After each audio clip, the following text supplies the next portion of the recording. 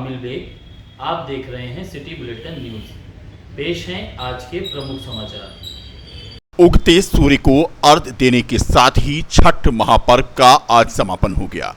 जनपद अयोध्या में जगह जगह नदी और घाट पर व्रतियों की खासी भीड़ नजर आई। गुप्तार घाट और नया घाट पर व्रती उगते सूर्य को अर्घ्य देने पहुंचे। पुत्र प्राप्ति और उनके दीर्घायु और परिवार की खुशहाली के लिए महिलाओं ने व्रत रखा। बता दें कि आज व्रत के आखिरी दिन व्रती महिलाएं सूर्योदय के समय सरयू की धारा में खड़ी होकर उगते सूर्य को जल दे रही थी और इस बार बड़ी संख्या में सरयू के घाटों पर गाजे बाजे के साथ छठ महोत्सव के लिए व्रती महिलाएं पहुंची और सरयू की धारा में खड़ी होकर सूर्य देव की आराधना किया। इस दौरान छठ महापर्व पर व्रती महिलाओं ने कहा कि छठ महापर्व बहुत ही अच्छा पर्व है। इस महापर्व के व्रत से मनोकामना की पूर्ति होती है और अपने परिवार की कुशलता और अपने देश के लिए लोग इस व्रत में माता से पूजा करके आशीर्वाद मांगते हैं। छठ माँ सभी की मनोकामना पूरी करती हैं। पूरे श्रद्धा योग से यह महापर्व मनाते हैं। घाटों पर और नदियों के किनारे सुरक्षा के व्यापक इंतजाम भी नजर आए। जल पुलिस पूरी तरह से आज सक्रिय नजर आई। सुबह से ही जल पुलिस ने पैनी नजर बना रखी थी और अनाउंस लगातार कर रही थी कि घाटों पर नीचे ज्यादा पानी में लोग ना आएं। कुल मिलाकर रामनगरी अयोध्या में उगते सूर्य को अर्घ्य देने के साथ ही छठ महापर्व का आज समापन हो गया। राम जन्मभूमि भक्ति मार्ग पर चल रहे प्रशासन के बुलडोजर ने हड़कंप मचा रखा है। रामनगरी अयोध्या में भगवान राम का भव्य मंदिर निर्माण हो रहा है। जाहिर सी बात है कि मंदिर निर्माण के साथ अयोध्या में श्रद्धालुओं की संख्या भी बढ़ी है। अयोध्या में श्रद्धालुओं की सुविधा को लेकर बड़े और भव्य मार्ग बनाए जा रहे हैं। रामनगरी में प्रवेश के लिए शहादतगंज से अयोध्या नया घाट तक की मार्ग को रामपथ का नाम दिया गया है। इसके अलावा हनुमानगढ़ी से कनक भवन और राम जन्मभूमि जाने वाले मार्ग को भक्ति पथ का नाम दिया गया है।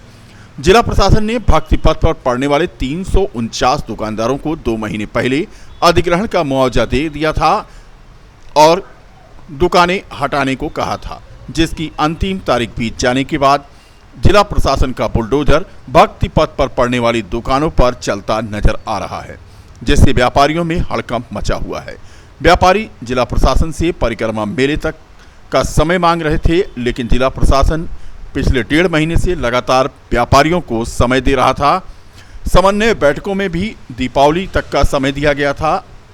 एडीएम प्रशासन अमित सिंह ने बताया जो दुकानदार मुआवजा जिनको मिल चुका है और दुकान के पीछे प्रतिष्ठान का निर्माण करा लिया है, उनको 2 दिन का समय दिया गया था। दुकानदारों का समय बीत गया, बावजूद इसके उन्होंने अपना सामान नहीं हटाया। लिहाजा जेसीबी मंगाई गई और दुकानदारों ने जब जेसीबी चली तो अपना सामान हटाना शुरू कर दिया। एडीएम प्रशासन ने कहा कि दुकानों को हटाने के लिए प्रतिदिन रूट डाइवर्जन करना होगा। रूट डाइवर्ट करके दुकानों को तोड़ा जा रहा है और उसके बाद मलबा हटाया जाएगा। दुकानों के पीछे दुकानदारों के पास अपना स्पेस उपलब्ध है।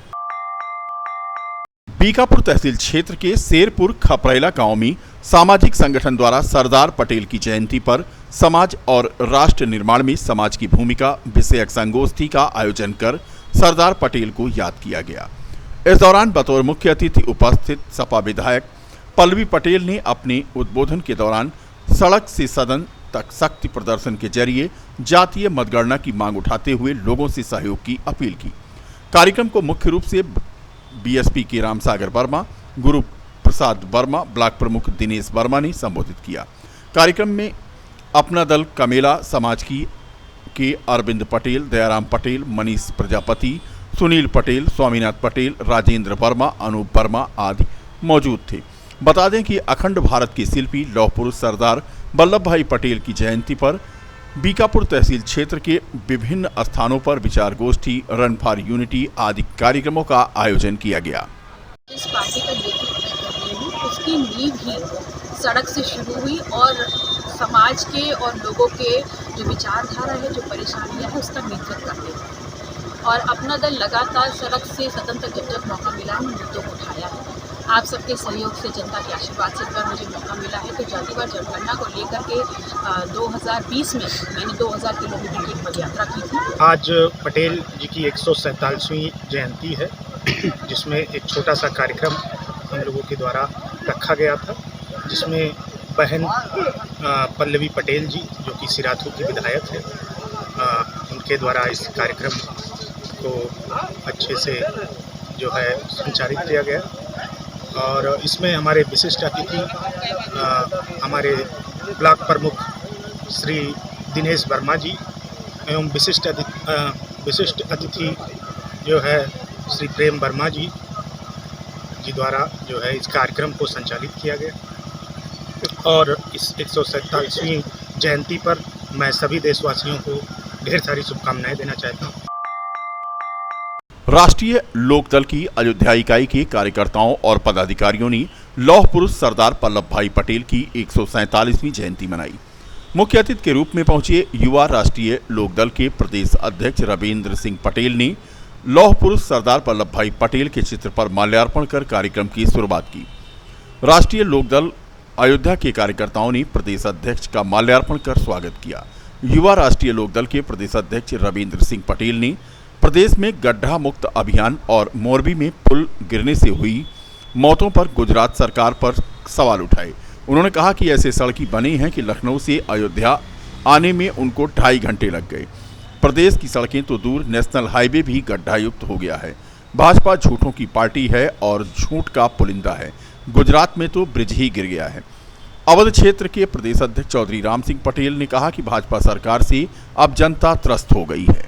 आज करोड़ों चाहने वालों के नेता लौह पुरुष सरदार वल्लभ भाई पटेल जी की 147वीं जयंती है। इस उपलक्ष्य में मैं यहाँ उपस्थित हुआ हूँ और मैं समझता हूँ कि यह कार्यक्रम प्रत्येक जनपदों में राष्ट्रीय लोकदल मना रहा है। आज मैं इस कड़ी में यहाँ जनपद अयोध्या में आया हुआ हूँ। शेष यहाँ के लोगों से वार्ता करके फिर आगे की रूपरेखा बनेगी।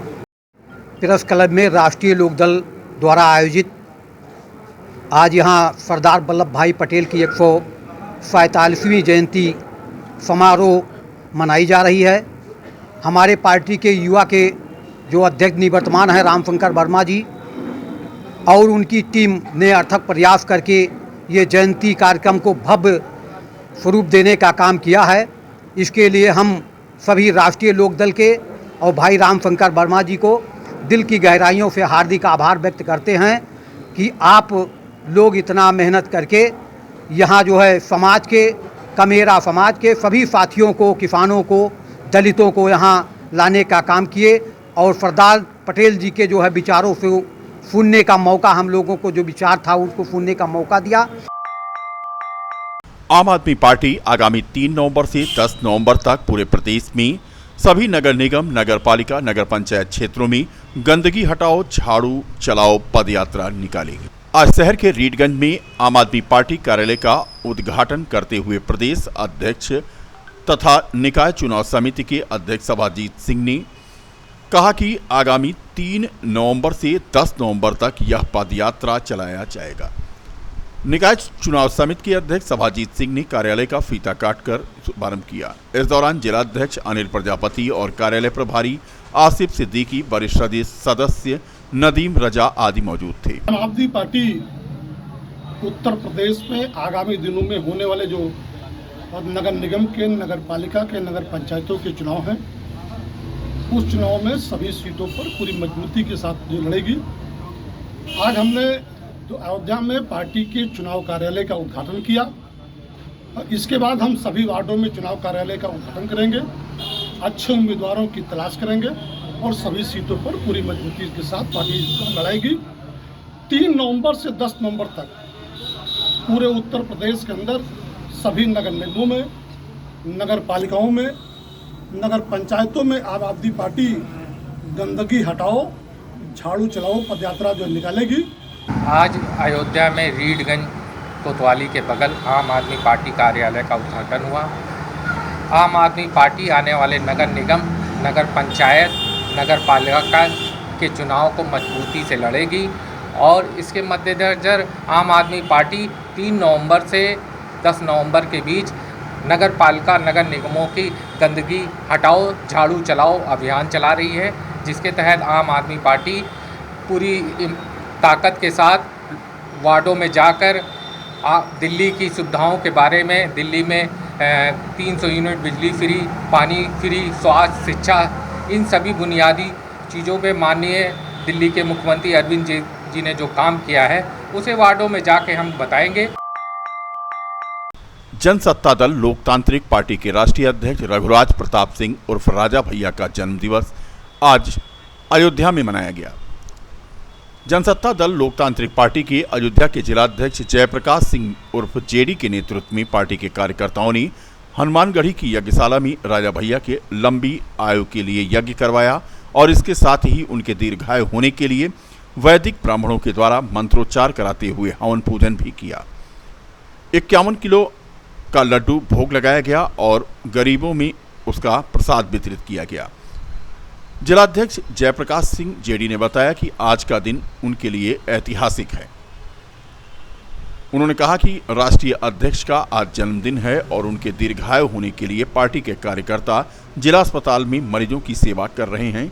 डॉक्टरों को सम्मानित किया गया है और अस्पताल में भर्ती मरीजों को फल भी वितरित किया गया। गुप्तार घाट में दर्शन किया गया और मरी माता का भी आशीर्वाद लिया गया है। पार्टी कार्यालय पर कार्यकर्ताओं ने केक भी काटा। अस्पताल में फल वितरण का कार्यक्रम कर रहे हैं। वैसे आज राष्ट्रीय अध्यक्ष कुंवर रघुराज प्रताप सिंह राजा भैया जी हैं जनसत्ता दल लोकतांत्रिक पार्टी के, उन्हीं का जन्मदिन है। 53वां जन्मदिन हम लोग मना रहे हैं, बड़े ही हर्ष और उल्लास के साथ मना रहे हैं, जिसमें हम लोगों ने सबसे पहले अयोध्या हनुमानगढ़ी पर यज्ञ किए हैं दीर्घायु के लिए राजा साहब के, कि वो दीर्घायु हों। और तदुपरांत हम गुप्तार घाट गए हैं पंचमुखी पर, वहाँ भी हम लोगों ने पूजन किया है दीर्घायु के लिए राष्ट्रीय अध्यक्ष जी के। और उसके बाद जिला अस्पताल में इमरजेंसी से शुरू किए हैं फल वितरण का कार्यक्रम, केला और सेब जो भी फल हैं उनका वितरण कर रहे हैं। उसके बाद हम लोग विद्यालय में जाएंगे, प्राथमिक विद्यालय शहादतगंज जाएंगे, वहाँ पर फल वितरण करेंगे। और सरदार वल्लभ भाई पटेल जी की भी जयंती है, उनकी जयंती को वहाँ पर मनाएंगे। तदुपरांत कार्यालय पर अपने पदाधिकारियों साथियों के साथ केक काटिंग का कार्यक्रम करेंगे। इतना जन्मदिन पर यही कहना है कि हनुमान जी महाराज की उपासना करते हैं, वो उनको सरकार में ले आएँ, मुख्यमंत्री बनाएं, हम लोग उनका सहयोग करेंगे। रघुराज प्रताप सिंह जिंदाबाद, राजा भैया जिंदाबाद। भारतीय किसान यूनियन अराजनैतिक के कार्यकर्ताओं और पदाधिकारियों ने लौह पुरुष सरदार वल्लभ भाई पटेल की जयंती सिविल लाइन स्थित गांधी पार्क में मनाई। भारतीय किसान यूनियन अराजनैतिक के राष्ट्रीय सचिव घनश्याम वर्मा ने सरदार पटेल के चित्र पर माल्यार्पण कर कार्यक्रम की शुरुआत की। इस दौरान घनश्याम वर्मा ने कहा कि सरदार वल्लभ भाई पटेल किसानों के मसीहा थे। उन्होंने किसानों के हित के लिए बहुत से कार्य किए हैं। अयोध्या शहर में पहली बार स्टार जादूगर डीके भारत का शो शुरू हो चुका है। शहर के नाका स्थित नीलकंठ मैरिज लॉन में जादूगर का जादू लोगों के सर चढ़कर बोला। जादूगर डीके भारत अपनी 4 ट्रक जादुई सामान के साथ एवं 25 कलाकारों, पंछियों तथा जानवरों के साथ यहां पर जादुई कला दिखाने पहुंच चुके हैं। यहां पर प्रतिदिन 3 शो चलेगा। पहला शो 12:30 बजे, दूसरा शो 3:30 बजे और तीसरा शो 6:30 बजे चलेगा। इस बार जादुई मंच पर डायनासोर का हंगामा भी दर्शकों को देखने को मिलेगा। जादूगर डीके भारत ने बताया कि हवा में नाचती हुई घड़ी, मीना बाजार का खेल, लड़की बना खूंखार भेड़िया तथा दर्जनों पालतू जानवरों, सैकड़ों हसीन कलाकारों के साथ जादुई मंच सज गया है और अब इंतजार है कि दर्शक जादू का आनंद लेने उनके शो में जरूर पहुंचे। 2.5 घंटे के कार्यक्रम को नीलकंठ मैरिज हॉल में लेकर के आया हूँ, जो आम जनता के लिए यहाँ हर दिन हर रोज़ दिन में 12:30 बजे, 3:30 बजे और संध्या 6:30 बजे से दिखाया जाएगा। इसमें कई ऐसे चीज़ रहेंगे जो 3 साल से छोटे बच्चे से लेकर के 60 साल के बुज़ुर्ग तक एंजॉय करेंगे। और हमारे कार्यक्रम में कहीं भी किसी प्रकार का कोई भी अभद्रता और अश्लीलता नहीं हो, क्योंकि मैंने अपने परिवार को देखते हुए, आम जनता के परिवार को देखते हुए एक पूरा फैमिलियर शो मैंने तैयार किया। नीलकंठ मैरिज हॉल में ये कार्यक्रम होने जा रहा है। भव्य शुभारंभ आज दोपहर 4 बजे से है। पास बहुत सारे इल्यूजन्स हैं। पूरे 36 आइटम्स के साथ मैं आया हूँ, 150 टन जादू के साजो सामान के साथ। इसमें हवा में नाचती हुई छड़ी का कमाल आप सभी देखेंगे। 3 घोस्ट और जापान देश के 3 रहस्यमय भूतों को दिखलाया जाएगा। ऐसे कई खेल है। डायनासोर का हंगामा देखेंगे, मीना बाजार का खेल देखने को मिलेगा, क्रेजी लेडी का खेल मिलेगा। जनसमूह के किसी भी आदमी को, किसी भी बच्चे को हवा में उड़ा देंगे। एशिया के सरजमी पे हूँ और पहली बार हूँ। मैं कुछ ऐसा ज़रूर लॉन्च करूँगा यहाँ, क्योंकि मैं भी श्री राम का भक्त हूँ, भोलेनाथ का भक्त हूँ। तो हम कुछ ना कुछ ऐसा यहाँ ज़रूर प्रकट करेंगे जो हर लोगों के लिए एक नायाब होगा।